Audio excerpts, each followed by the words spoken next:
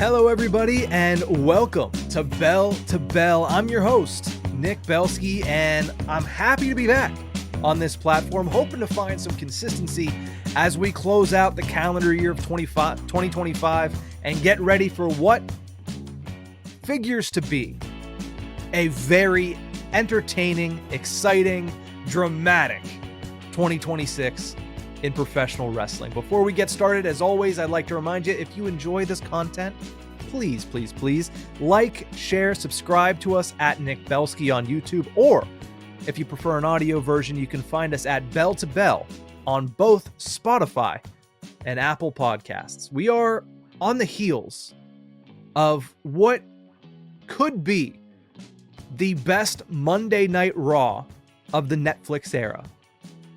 There's a couple other Raws that could probably be in contention there. The Monday Night Raw after WrestleMania is always one that is high on the list. I mean, we had the initial formation of the Vision on that Monday Night Raw. Shoot, you go all the way back to January 6th and the Raw debut on Netflix. That was a special night. That felt like a PLE. Shoot, it had some feeling like it was a WrestleMania. We had the payoff to some of the longest and biggest storylines going in WWE at the time. We had Liv Morgan versus Rhea Ripley. We had Solo Sikoa versus Roman Reigns to determine who was the once and for all tribal chief of the bloodline. So that felt like a elevated Monday Night Raw. You go a week ago, John Cena's last Raw in his hometown of Boston, his farewell to his hometown. That Raw was packed and entertaining. But this past Monday at Madison Square Garden, which automatically raises that from a 10 to a 20 because of the venue, because it is the Garden, because it is MSG. And then you look at what we saw from 8 o'clock to 10:45, and it was pure wrestling masterpieces. From start to finish, every segment felt important. Every segment got you excited, and the crowd just exemplified that from start to finish. So we have a lot to go through. I mean, we have War Games teams that are pretty much set. We have John Cena and Dominic Mysterio 2 that is now official for Survivor Series. And we have a new Women's Intercontinental Champion. So much to get to. But I do want to lead it off with War Games, because a few weeks ago, we officially, and I say that with air quotes, officially started the build to War Games, where it finally started to seem like, okay, now there's teams forming, now there's alliances being built, and it really all started with the Logan Paul of it all.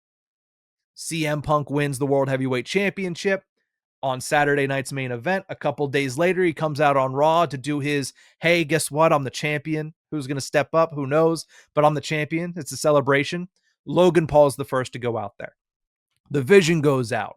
Logan Paul gets beat up. CM Punk gets beat up. Everybody gets beat up because that's just simply what the Vision has been doing since WrestleMania. Fast forward to the main event. Logan Paul comes out to aid CM Punk as the Vision continues to try to do the same thing. Instead, Logan Paul does a Logan Paul thing, and he turns and he knocks out CM Punk with brass knuckles. So that's really the in-your-face, no doubt about it, beginning of the War Games build.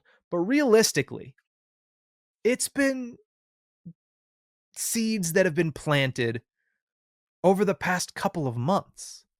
And now that we have the final two members, I think we can even trace it back to around right after, or right before, I should say, WrestlePalooza. And this is what WWE does well. They drop little tiny breadcrumbs that maybe they'll pick up, or maybe they'll leave it be. But if they pick it up, it's going to remind you that, hey, this isn't a hastily thrown together War Games. This has some steam behind it. This has some history behind it. They've done some work to build up the story for this match. And all of a sudden, in a 2-week span, Survivor Series War Games has gone from a PLE that felt like, okay, it's not that special. They're not treating it that special to. This is a bona fide what it should be: Survivor Series top 4 mega PLE, because of the names involved, the matches we're getting, and the storylines that are building to it. They've quickly turned everything on its head. So let's talk about these two teams. The men's War Games teams are all but considered finished. Now, there hasn't been a graphic as of this recording, and we all know that's what makes things official, but we know what it's going to be. We know the 5 on each side. We have Team Vision, which from the day Bronson Reed joined Team Vision, we all knew in some way, shape, or form this team was going to be involved in War Games. So here we go. Team Vision is involved in War Games, and it is all at the head of Paul Heyman. He has Braun Breaker and Bronson Reed, his 2 disciples. They will be on the team. Logan Paul, as I mentioned, is joining them. Interested to see how far beyond War Games that goes, but that's a conversation for a different day. Drew McIntyre, and the least surprising reveal of all time on SmackDown last week, was the roster member that Paul Heyman could take from any roster, anywhere. He was announced as member number 4. And then Monday Night Raw happens, where we have this face-off that is set to be the main event of Monday Night Raw. And when that happened, we knew, okay, something big's happening. The only question that I have is, are they really going to do it? Because there was a name that I think we all expected. But the question was, are they going to pull the trigger? Are they going to put the Beast in the War Games match? And lo and behold, that guitar riff hits an MSG, a guitar riff that will stop any WWE superstar in their tracks, and out comes, for the first time since laying waste to John Cena at WrestlePalooza, for the first time, we see the Beast. Brock Lesnar is back, and he has his sights set on CM Punk in the middle of the ring. Now, he would also have a stare down with Cody Rhodes, who there's a history there as well. But Brock Lesnar, at the end of the day, the storyline is, the big story is, Brock Lesnar aligns with Paul Heyman, not surprising, but will likely be included in War Games. Lesnar's a guy who, admittedly, I've been very critical of for obvious reasons outside of the company. Inside of the company, I was not a fan of the fact that he was brought back to essentially squash John Cena on his retirement tour. Because Cena had started to pick up some momentum, pick up some steam with that mini feud with Logan Paul, with the matches that he was having with Sami Zayn on SmackDown, and all the above. But Brock Lesnar coming back and doing what he did at WrestlePalooza, I entitled it on the last episode that came out of Bell to Bell, the match that never should have happened. But at the same time, if you can pay it off, if you can follow it up with a substantial storyline, I think WWE will be for the better, and I can eat my words. I'm not afraid to do it. It's something that if it happens, I'll be happy because I'll be entertained. This is entertaining to me. So this is a great start. Brock Lesnar joins Team Vision. And then you look on the other side of the aisle. Who's he going up against? The World Heavyweight Champion CM Punk. The undisputed WWE Champion in Cody Rhodes. Jimmy and Jay, the Usos. And of course, when the Vision brings out a nuke, and that is what I consider Brock Lesnar to be, especially considering he just squashed John Cena in his last appearance. He is a nuke. And what do you do when your opponent says, hey, we have a nuke on our side? You bring out a nuke of your own. And the only other name that could be classified as such is the OTC. Roman Reigns returned at Madison Square Garden, going face to face with the Beast for the first time since the Raw after Mania 39. Now, that was a brief encounter, if you remember. Brock Lesnar came out to stand side by side with Cody Rhodes, only to take his head off in the process, turn on Cody Rhodes, and send him on a completely different path before he was able to circle back at WrestleMania 40. That's the last time that Brock Lesnar and Roman Reigns shared a ring. Over 2 years ago. And we see it again. And, there are some people that are going to say, that main evented so many manias. There's really no juice left in that rivalry. I don't know, man. They stood across from each other in that ring. They stared each other down. And I'm not going to say it felt different. It felt familiar, but in a nice, warm, fuzzy kind of way. In a way that hey, it's going to be special when these two lock horns, if they lock horns at War Games. And you have to imagine they will. So we get Brock, we get Roman, and I look at this now and I say, there's no way the heels are going to lose. There isn't.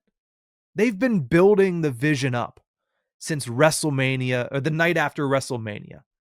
This is the statement win they need. Yes, I understand that it was a massive, massive win for Bronson Reed to pin Roman Reigns at Clash in Paris.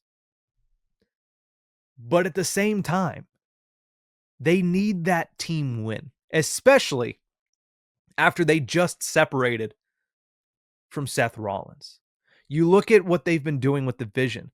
They have main evented 21 of the 31 Monday Night Raws since WrestleMania. 66% of the Monday Night Raws that have happened have been main evented by this group. Now, part of that was Seth Rollins, who is now excommunicado from that group. But this group has been elevated, has been pushed as this dominant leader of the Monday Night Raw brand. Not in a great way, but in a way of dominance. I feel like they have to win. Not only them, but there's no way Brock Lesnar is losing his second appearance since returning, especially when the first one is completely manhandling John Cena on his retirement tour. There's no way you bring him back to lose in War Games. And thirdly, this is one that's been talked about a lot. How the heck are these good guys, in air quotes, going to even get along? CM Punk and Roman Reigns? There's a reason they main evented WrestleMania last year, and it wasn't because they were buddy-buddy and thought it would be fun. Roman Reigns, Jimmy and Jey Uso, shoot, the last time the three of them were in a ring together, Roman said, I don't want to hear from y'all or see y'all until Christmas. Well, he almost got his wish, or around Thanksgiving, so he got close, I guess. But there's still going to be some tension there. And don't even get me started on Cody Rhodes and Roman Reigns. Yeah, they let bygones be bygones to take on Bloodline 2.0 last October.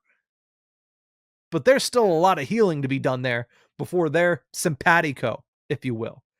So this is going to be a very interesting match, and one that, honestly, if I had to put money on it, if I had to back a side, I'm backing the guys that that Paul Heyman said is the most dangerous group that he's walked into a War Games match in his entire career. And you look at the lineup, and it's hard to disagree. Braun Breaker, Bronson Reed, those two are monsters. Brock Lesnar is the beast. Drew McIntyre is a monster, and Logan Paul is no slouch either.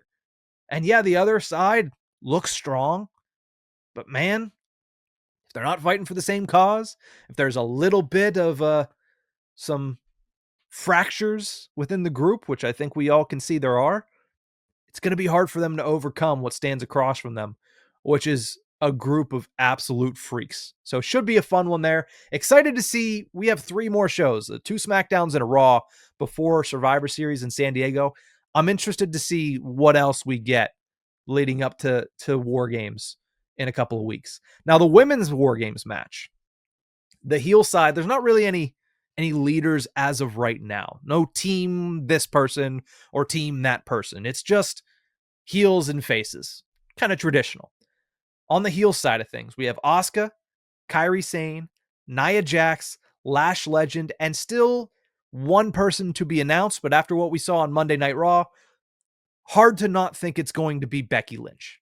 After what happened, after the backstage we saw between Rhea Ripley and AJ Lee, it's hard to imagine that Becky is not going to be the counteractive punch, as it will, to AJ Lee joining the War Games match. So I think you're going to see Becky join the heel team, and then you're going to see AJ Lee joining the faces of Rhea Ripley, Io Sky, Alexa Bliss, and yes, eventually Charlotte Flair will be added to the graphic. That face team is stacked. And while I said about the men's War Games that I would be surprised if the heels don't win, it feels like that's where I would go with it. It feels like that's what is in the air as it was. I don't know what's going to happen with this women's War Games match. I really don't. It could go any way because that face team, I mean, you could say it again. Women's champions all over the place. Rhea Ripley, one of the most dominant women's champions of the modern era. Charlotte Flair, one of the greatest of all time. Alexa Bliss, a multi-time world champion. Io Sky, who many believe, and I am inclined to agree, is the best women's wrestler currently. And then AJ Lee, who is just a goat in and of herself. That team is stacked. Who's beating that team? Maybe somebody who has looked like an absolute menace for the past couple of weeks on the main roster. The bougie bully herself. Lash Legend looks dominant. And I think this is an opportunity for her to really announce herself on the main roster. What better way to establish yourself at the next level than to beat up all those names that I mentioned on the face roster? And not only that, but to stand out amongst a group including Becky Lynch, Nia Jax, and Asuka. And Kairi Sane as well. She's no slouch, but I'm talking about women's world champions in Nia and Becky and Asuka. If Lash steps up, I have a hard time believing anybody's going to be able to withstand that. Even Rhea Ripley, even Charlotte Flair. Lash Legend looks like an absolute monster. And I'm excited to see what she does in this match because this is her breakout moment. It's quick. It's a rocket ship, if you will, but it's something that I think that she's so far looked like she's ready for. So the War Games matches on both sides, men's and women's, super excited. I think it's going to be a lot of fun. Now, the other major thing, because a lot of things happened on Monday Night Raw, but I think when you talk about the two biggest things, it is the return dueling of John Cena. Sorry, not of John Cena. What am I talking about? Of Roman Reigns and Brock Lesnar. But now we're going to talk about John Cena. That's the other thing. See, I already, I ruined my own lead in there. Oh, well, that's what happens when you take a couple weeks off from this podcast. But John Cena was the other major storyline to happen on Monday Night Raw. And now we know what his second to last match is going to be. And it is going to be a one-on-one rematch for the Intercontinental Championship against Dominic Mysterio at Survivor Series in San Diego. As Dirty Dom himself proclaimed, you will be fighting on my turf, on my terms, and I will take back my Intercontinental Championship. It's a heck of a lot of fun. It is a heck of a lot of fun watching Dominic Mysterio go head-to-head with John Cena, somebody who looks at Dom, and he said this earlier this week, as a younger version of himself. I'm trying to remember exactly where I saw it. It might have been on his interview on Raw Recap saying that, hey, Dominic Mysterio reminds me of myself. I know what mistakes he's going to make, and I just want to shake him and be like, don't do it. I did the same thing, but he's going to learn for himself.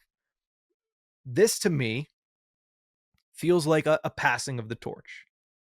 This opportunity for Dominic Mysterio, a matchup that we wanted to see this entire year, was reserved for the very last feud of John Cena. Yes, he will have a last opponent, and that is being vied for in the Last Time Is Now tournament.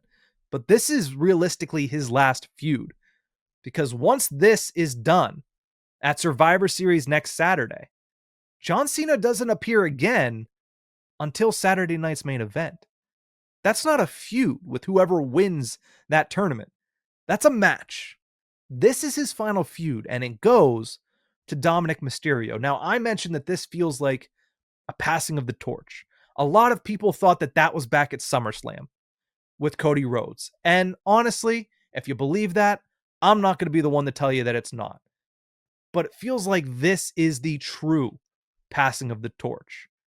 I don't think the torch that Cody's carrying currently is one that John Cena had to pass to him. I think it's one that Roman Reigns passed to Cody Rhodes at WrestleMania 40. And that torch is the torch of the now. This is the leader, the face of the company now. The torch that John Cena is passing to Dominic Mysterio is the torch of the man that is going to go on to have a career similar to John Cena's, to where maybe not greatest of all time ilk, maybe not 17-time world champion, but somebody who is going to be here for 2+ decades as one of the integral players, integral pieces of WWE. That is the torch that John Cena has to pass to Dominic Mysterio. And that is what we are going to see on Saturday, whatever date it is. I'm forgetting. I think it's November 29th in San Diego. So I'm super excited about it. I am super excited to see what these two have in store, because their match in Boston on Monday Night Raw was good. But you had to think they knew that this was going to come down the road. You had to think that they're going to save some things for their blow-off match at Survivor Series. So I'm really intrigued to see all the stops that are pulled out by Dominic Mysterio and John Cena in this Intercontinental fight. Now, the other thing I wanted to mention is that altercation on Monday didn't lead to a singles match, and a lot of people were disappointed in that. But instead, it led to a 6-man tag match, which was a lot of fun. And if you ended up walking away from that and being like, man, that sucked, then maybe you need to find a different hobby, because that is the furthest thing from sucking. You have the Judgment Day, Finn Balor, JD McDonough, and Dominic Mysterio taking on John Cena, Sheamus, and Rey Mysterio in his first match in 7 months. That was nothing but fun for anybody that truly enjoys watching wrestling. And honestly, that may be the last win of John Cena's career. His last singles win would be in Boston. His last win in general would be at MSG, because I honestly believe he's going to drop the strap to Dominic Mysterio at Survivor Series. And do any of us expect him to not go out on his back in his final match? It feels like destiny. It feels like the way that John Cena would demand that he goes out. So if you didn't enjoy that match on Monday, I feel bad for you, because it's the last win of John Cena's storied career. And all in all, it is what pro wrestling should be: fun. The same people that are saying, oh, of course, that match was awful, a 6-man tag for his last match on Raw, his last match at MSG, that's horrible, are the same people that said, man, his match against AJ Styles, it was a love letter to pro wrestling. It was tremendous. So too was that on Monday Night Raw, just a more condensed version of it. Maybe not as grand, maybe not as much pomp, maybe not as much circumstance, but it was a fun match. It was exactly what it needed to be. A feel-good moment, a chance for Sheamus to share the ring with John Cena one last time, a chance for Rey to share the ring with John Cena one last time, a chance for a guy like JD McDonough to get a little bit of the John Cena rub before he goes away. Same thing with Finn Balor. And it also progresses the final rivalry, the final feud between John Cena and Dominic Mysterio. I've loved everything about the back half of this John Cena farewell tour, and I enjoyed some parts of the first part too, but I think that match on Monday Night Raw, the match the week prior in Boston, and the next 2 matches are going to wrap this up in such a nice bow that it is going to be something to remember for a very, very long time. Now, speaking of wrapping it up in a bow, the Last Time Is Now tournament is almost to the conclusion of the first round. We have all 16 participants at this point. Shout out to Javon Evans, who had a really good showing at MSG. Shout out to Zack Ryder, who returned last week on SmackDown. Shout out to Dolph Ziggler, who returned on Monday Night Raw. And now that I'm thinking about it, that might be why Monday Night Raw is as good as I'm saying it was, or as good as I felt like it was, because there are a few things better than a shocking return in wrestling. There was 5 on Monday Night Raw. You have to think, first and foremost, in the main event, you had Brock and Roman return. You had AJ Lee return. You had Dolph Ziggler return. You technically had Gunther return. He hadn't been back since SummerSlam. That wasn't a surprise return, but it was a return nonetheless. So all of that culminates into one great show that furthers the storyline of not just War Games, but the last time is now tournament. So moving on to the second round as of right now is Sheamus, Rusev, Jey Uso, LA Knight, Solo Sikoa, and Gunther. On Friday, we have Penta versus Finn Balor and Bronson Reed versus Carmelo Hayes, the last 2 first-round matchups. I haven't given my opinion on this, so I'll give it real quick. Who should win? Pretty obvious. Gunther. You looked at some of the names that were announced, and you could have had these discussions. Oh, maybe Sheamus, especially now that John Cena has the Intercontinental title, the one title that's eluded Sheamus. Maybe it makes sense to do Celtic Warrior versus John Cena for his last match. I mean, shoot, Sheamus was the last match for Edge before he left WWE. So maybe you just carry that through and have it be John Cena's last match as well. Maybe you do The Miz, because The Miz has been very outspoken that he wants a match with John Cena, and who's to refute that history? But the second that they announced Gunther as an official member of this tournament is the second it was over. He's a tournament guy. He's a dominant wrestler. He's somebody who has won 90% of the matches that he's been in on the main roster. He's the 2024 King of the Ring winner, so he's done it in tournaments. And he's coming off of a second world title loss in 2025. This is somebody that WWE values. This is somebody who is dominant. And I just don't see any way, especially with how this tournament has played out to this point. In all the first round matches, even though some of these wrestlers have been intertwined in feuds that you would think would bleed in to this tournament, there's been no interference. All wins have been relatively clean. Rusev did eye gouge Damian Priest and stuff like that. But it's all one-on-one. It's no interference. And if nobody's interfering, there's no way Gunther is going to lose. There's nobody in this field that would make sense to beat him. Just nobody in the field that would make sense at all. The only way that they get out of this without having Gunther face John Cena in Washington, D.C., is if a new feud costs him. But again, that doesn't go with the theme of the tournament. That doesn't go with what we've seen over 3 different shows in this tournament. So I don't know who it would even be. So to me, it feels like it is Gunther or bust. We should see Gunther versus John Cena in Washington, D.C. at Saturday night's main event. That's my opinion, and I think a lot of people share that opinion. And it'll be a fun ride to get there. Sheamus, Rusev, Jey Uso, LA Knight, Solo Sikoa. These are all matches, and these are all wrestlers that I'm excited to see continue to get opportunities in this tournament. But it feels like it's almost as if they're all fighting for second place, because we all know who's going to come in first. And that is a scary, scary ring general who completely deflated Javon Evans on Monday Night Raw. The last thing I want to talk about is the big news.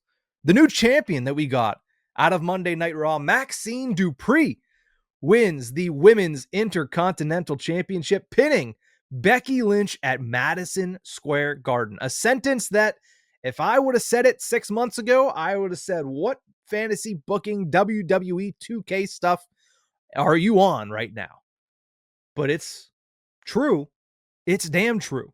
Now, there was some help due to an AJ Lee distraction, but at the end of the day, Maxine Dupree has won her third consecutive match over Becky Lynch, and this time she does it in a way that gets her her first singles title in WWE. It's insane to think that Becky Lynch's reign, which included a great feud over Lyra Valkyria, a great feud with Lyra and Bayley, a win and a short feud over Nikki Bella, comes to an end on Monday Night Raw to somebody who I don't think many people expected to even be in any title run over 2025. Somebody who is looked at as, or has been looked at, I shouldn't say is, has been looked at as an accessory to other storylines, to Otis and Chad Gable, to everything with American Alpha and an American Academy, or Alpha Academy. I couldn't think of it. I was stumped for a second. Alpha Academy. But Maxine's put in the work, and because of her performance in her first matchup against Becky, she earned more and more opportunities until she was undeniable. And all of a sudden, she is the third ever Women's Intercontinental Championship in a lineage that has already become very, very impressive. Lyra Valkyria was the first ever Women's Intercontinental Championship, and she established it by defending it week in and week out. She was a strong champion. She was a great inaugural champion, and it was made even better whenever she went toe to toe with Becky Lynch. When those two were feuding over that title, it made it important. It made it more than just a mid-card title. It established that title as something that is very highly coveted. And again, this is a title that hasn't existed for more than a calendar year.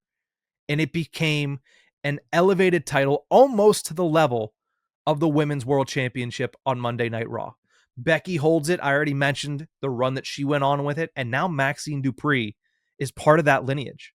I mentioned it. Undeniable. She earned it. Third consecutive win over Becky Lynch. Won by countout. And I think, what was Wade Barrett calling Jessica Quick Count Carr? Or Fast Count Carr, or whatever it was. That had me in stitches. Then she won by DQ, and now she's won by a pinfall. So she has won 3 consecutive over Becky Lynch.